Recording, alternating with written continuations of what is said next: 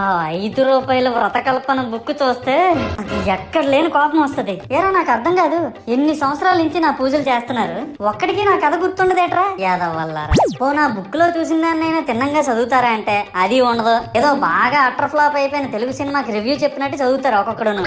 ఇంకా తర్వాత 9 రాత్రుల పాటు నాకు ఎన్ని సినిమాలు చూపించాలో అన్ని సినిమాలు చూపిస్తారా.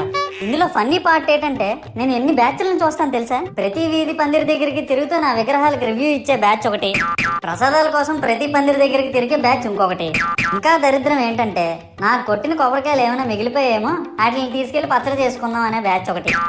ఇవన్నీ చూస్తూ 9 రాత్రులు గడిపాక సరేలే సాయంత్రం అనిపిస్తారులే అని కాలు మీద కాలు వేసుకొని కూర్చుంటే అప్పుడు మొదలవుతాదిరా నా నిమజ్జనం వ్యాన్ ముందు 90 వేసి నాగిని డాన్స్ చేస్తారు. అంటే నాకు అర్థం కాదు, 9 రోజులు వాళ్ళతో కలిసి ఉన్నానని నన్ను కూడా వాళ్ళ ఫ్రెండ్ లా ట్రీట్ చేస్తారా ఏంటి? అబ్బా అబ్బా అబ్బా అబ్బా, మునిగినంత వరకు మనశ్శాంతం.